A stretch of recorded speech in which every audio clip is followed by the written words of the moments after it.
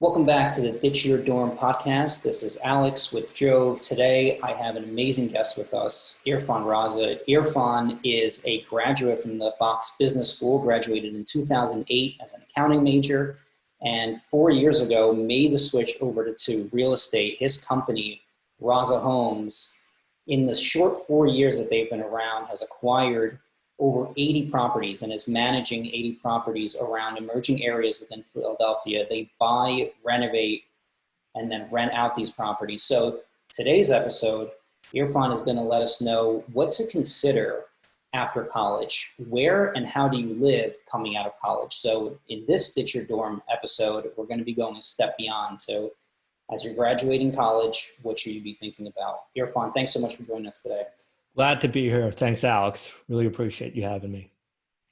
It's great to have you on.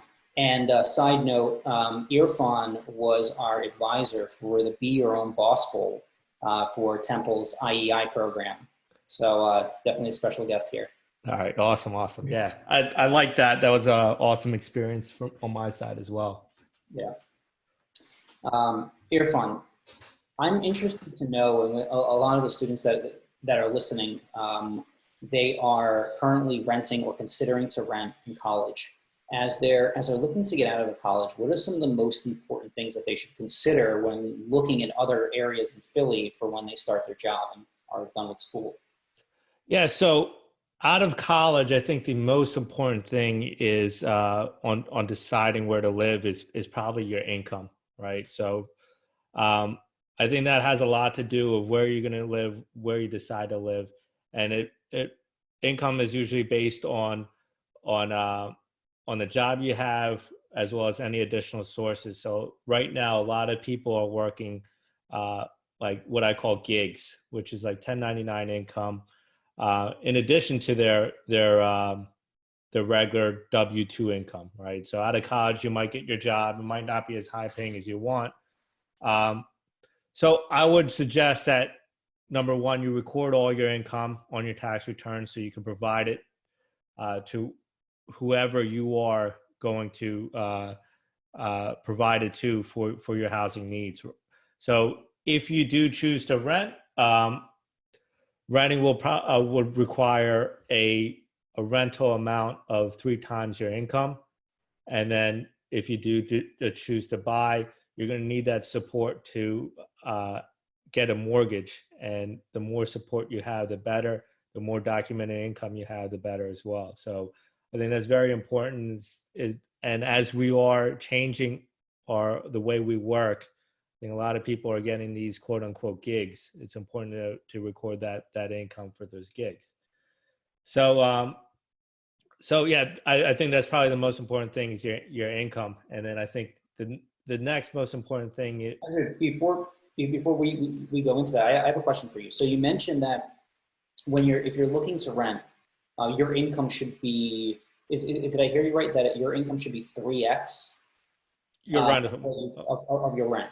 Yes, exactly, right? So if you are trying to rent an apartment that's $1,000 a month, your income should show $3,000 a month. Right. And that's typically the guideline that most landlords will use to make sure that they qualify for the specific property.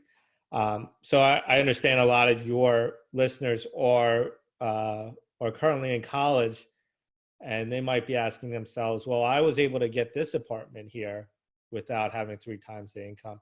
And that's really just due to the co-signers that they had. So usually they would have a parent or guardian co-signing for them, showing an income amount that would be approved for that 3 times rent amount. Got it. Okay, that makes a lot of sense, because in college, most kids don't have income that's 3x whatever their rent is for their off-campus housing, but that makes a lot of sense. Yeah, in this case, you might not have the guarantor or the co-signer. Got it. So, all right, once they have their income figured out, where does that leave them to figure out where and how to live in Philly? Well, after they have their income figured out, they probably have their job set up. So if they have their job set up, I think that's a major factor in where they want to live. So location-wise, if you're living close to center city and you may not be getting the high-paying jobs to live in a center city high-rise or Rittenhouse Square, you might need to just go a little bit further away from the city, which would be in your neighborhoods such as Point Breeze, Brewery Town, Fish Town, with easy access to the city. So that would be very important for center city workers. But say you're working in other places like Cherry Hill, New Jersey, King of Prussia, places near the Willow Grove exit, transportation might be necessary by car. And that's where you would probably decide a neighborhood closer to one of your access points, right? For example, if you're working in King of Prussia, you might want to be very close to the 76 exits, right? So that would probably put you in a neighborhood like Grace Ferry, for example, right? Where access to 76 is just minutes away, or you might even go the other way, right? Closer to the Parkside or Brewery Town. Again, access to 76 is very close from there as well. So I think that's a major factor as well. And the other factor, if you decide to stay close to Philly or in Philly, you might want to just consider greater Philadelphia area as well, right? So one of the things that you don't really see until you start working consistently in Philly is that we do have pretty significant wage taxes. So our wage taxes currently, had it pulled up on my screen, our current wage tax is 3.5% of your net income. So that's a pretty significant dip. So if you're living outside of the city, if you're working outside of the city in an area such as King of Prussia, it might be beneficial for you to move closer to that area as well. So that is one thing to consider. That's a great point that a lot of people don't take into account, is that once you start working and living, or just living in the city, and you're a working professional, you're going to have that 3.5 wage tax. And if you move out of a city, that can drop down to as little as 1%? Exactly.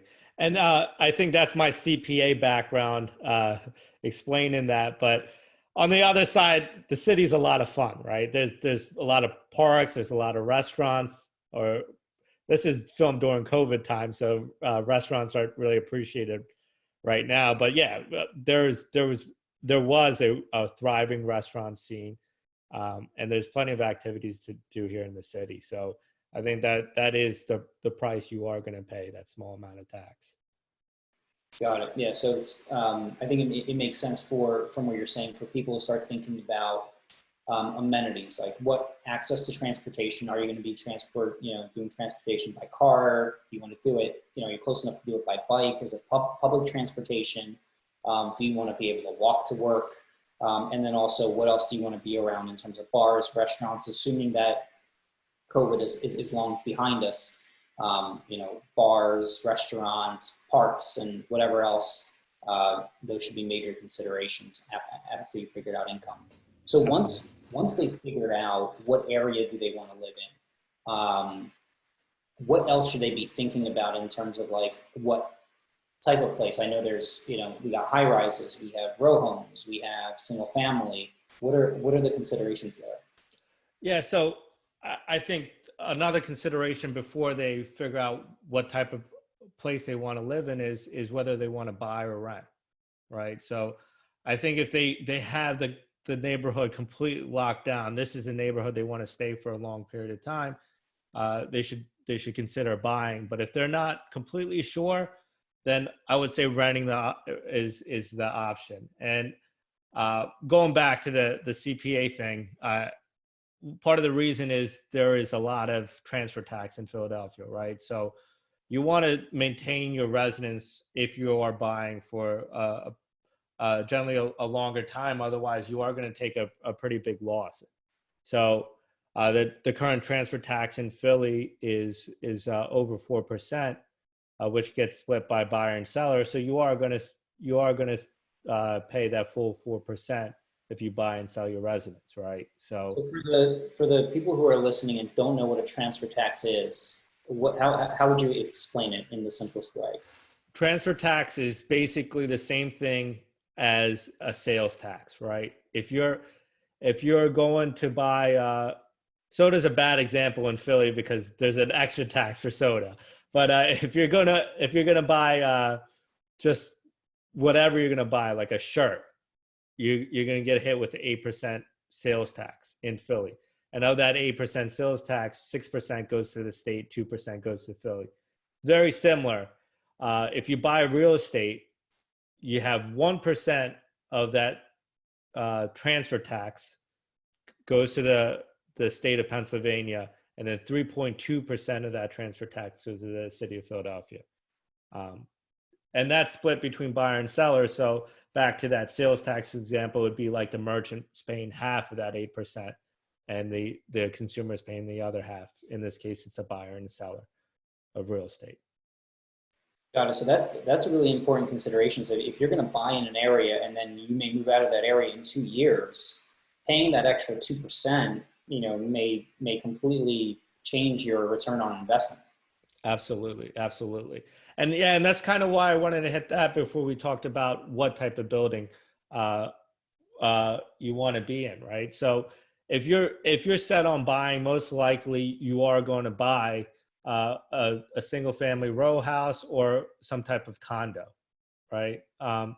Really don't have too much other options in Philly if you're living close to Center City. So in your typical row house scenario, you're going to have shared walls. In your condo, you're going to have shared walls as well. You're also going to pay a condo fee, right? And that condo fee is going to take care of things you necessarily don't want to take care of, like shoveling the snow, roof maintenance, and other types of maintenance. Every condo is different. Whereas in a row house, you do have those shared walls, so you are saving a little bit on heat and AC because of the way townhouses are structured or row houses are structured.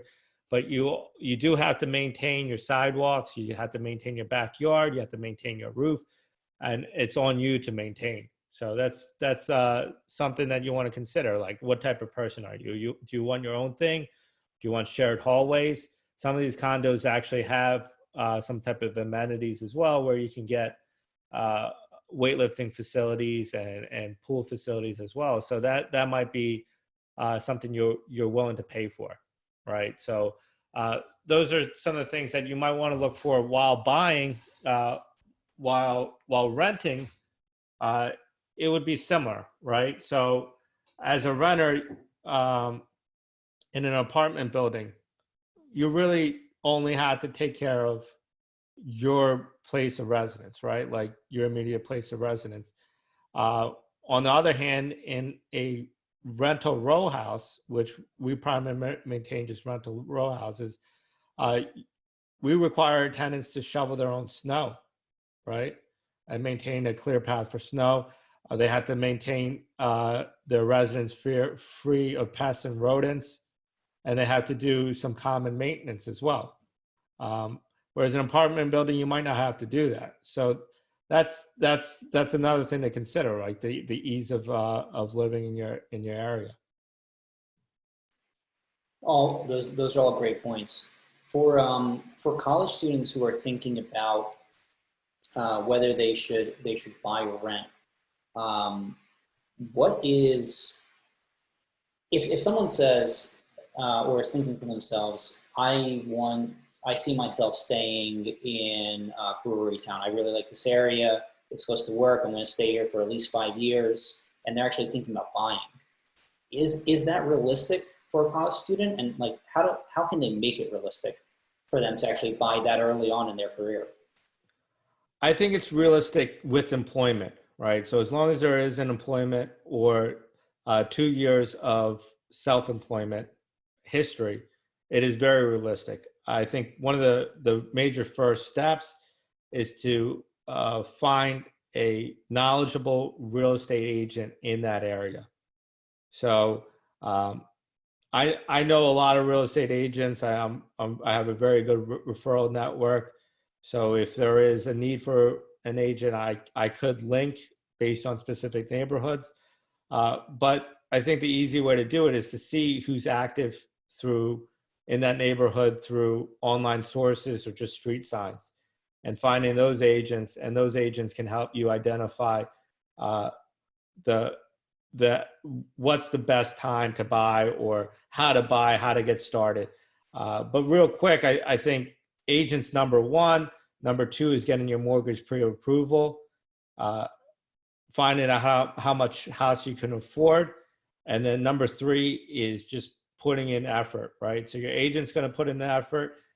You have to put in the effort yourself as well, right? You have to look in your online sources, and you have to find, you have to search on your own as well to help assist the agent in finding the right property. Got it. And let's say a student finds a place and it's $250,000, let's say. How can they come up with, like, how much money would they have to come up with, for example, if they were going to buy it?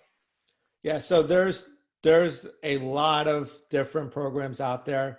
I'm not as familiar of those programs as a first-time home buyer agent, right? So really quickly, I could just discuss the basics, right? As I know them. I think the most standard conventional mortgage you have is 20% down, 80% financed. So that would be your standard conventional. You do have a FHA product for your first-time home buyer, which allows you to put 3.5% down. And you do have other programs as well that allow you to put low money down. And you could also do a seller assist, which allows the seller to assist you in the down payment and closing costs. So these are all things that first-time home buyer agents are very familiar with, and it's something to discuss with your agent on the best approach for yourself. Got it. Okay, that makes sense. And if someone is looking to rent in these areas, should they take a similar approach in finding a real estate agent first, or should their search start somehow else? Yeah, so it's the rental industry is very interesting, right? So there are agents that show properties and they use the MLS to show those properties, but the MLS is also it's also marketed by your Zillow, your HotPads, Apartments.com, and several other sites out there to find apartments. And I would say that those searches can be done either with real estate agents, which is probably the best way to do it initially in Philadelphia. And then the second best way is probably to just look at one of those legitimate sites, right? Your HotPads, your Apartments.com. And through those sites, you're most likely going to be talking to a property manager or the landlord themselves. And then the MLS agent would also guide you, right? So if you have some uncertainties, I think the MLS agent would be able to assist you with your uncertainties. I would just stay away. If there's one thing I would stay away from is Craigslist and Facebook. They are prime opportunities for hackers and fraudsters, and I think those are two of the places that you want to stay away from. One of the things that we've noticed on attempted hackers that have relisted our properties on Facebook or Craigslist is that they will remarket properties for significantly lower than market rate. So recently we had a property that we had marketed for $1,400 a month in rent, and it was being remarketed for $800, right? So familiarity with the neighborhood would allow you to identify that very quickly, and I think that's probably one of the best ways to avoid that fraud. But the real estate agent is probably the number one setup, right? They're going to assist you correctly. That's great advice. In terms of, so let's say I'm in my senior year and I'm planning on graduating in May. Usually apartment leases at the university they go through July, they go through August. When should I really start looking for an apartment, or if I'm planning on buying a place to buy? How far in advance, based on what's going on right now in the market? Yeah, so that's a really good question. And it's a really good question because there's a lot of unknowns in today's market. So in a steady market without any sort of pandemic, I think on a rental market, August and September are your hottest markets, right? So doesn't necessarily mean that you should be going for a rental, but it means that there's a lot of inventory out there, but there's a lot of demand, so you got to act quick. October, November, it starts to slow down. There's less inventory in those months, but you could potentially get cheaper pricing in those months. And then January and February, those are the slowest times. There's more limited inventory, but potentially the best deals, right? And then after February, March, it starts picking back up. April, May is probably your most consistent period where the supply and demand matches most consistently. So you're going to have good availability, good price point, and things won't leave the market so quickly. So there's good positives and negatives on each cycle in the market. It's very similar in the sales side market as well. Inventory tends to increase in spring and stays hot until the fall, and then inventory lessens during the winter. But since even though inventory is lessening, the demand lessens as well, so the price point may get cheaper in the winter. I personally think that this winter is going to be a lot different. So I think there's going to be heavy demand in this winter, especially if the student housing opens back up, right? If kids are going back to school, the demand we normally see in August and September is going to happen in December, and I think we're going to see significant amounts of demand. Interesting. Yeah, this past year has been a very unpredictable market. I mean, the last 2 years were interesting as well. Yeah, I agree. We'll see what happens with the pandemic, and whether kids are going back to school or still doing things online. I think there's always changes in the market, and looking on the other side, I just have to constantly adapt, right? So I would encourage your listeners to be open to adapting as well, right? There is a possibility you might find significant decreases in the housing market for sale opportunities. So you might want to consider purchasing a house more than renting a house at that time. So based on the market, your decisions may change one way or the other. I know my decisions are changing on almost a daily basis now based on the environment that I'm seeing. So I want to take a step a little bit in the personal direction. How did you first, you're coming out of a marketing degree at Temple. You entered the workforce, accounting background. You entered the workforce as an accountant. And then how did you make the transition to real estate? Yeah, so it's a difficult question because there's just not one answer on how I made the decision, right, to transfer to real estate. I think it goes back to as early as childhood when I was like, I loved going to Home Depot and Lowe's, and I eventually was working at Home Depot and Lowe's when I was a college student at Temple. So I just like building stuff, and I think that love for building stuff kind of pushed me into real estate. And I didn't realize I needed to get into real estate for a while, right? So first thing that I did out of school is I basically saw the potential, when I was in school that everybody at Temple was starting to live off campus. And there was a lot of housing inventory. There's a lot of development off campus. And I started seeing that, and I started becoming more and more interested in that side. I graduated Temple accounting, passed my CPA, and then I started working at KPMG, which was downtown Philadelphia.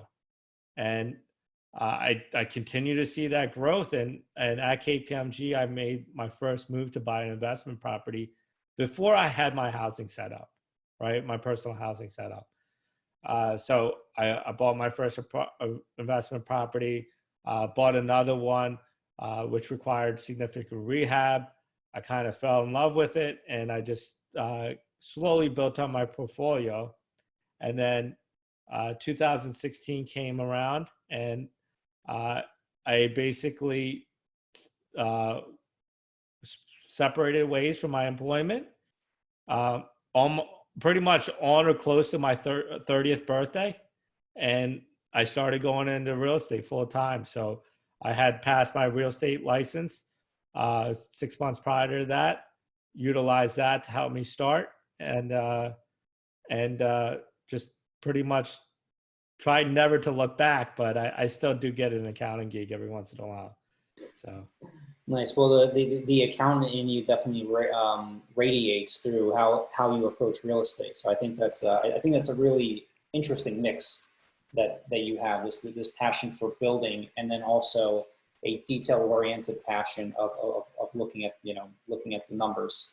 Absolutely. And yeah, I think that's important, right? So I am a real estate sales agent, but I focus on selling houses for homeowners, so I can help them with their tax consequences and consult with them on the tax consequences. And I also focus on investors and developers, right? So I can help them as well. I have like a pretty specific niche.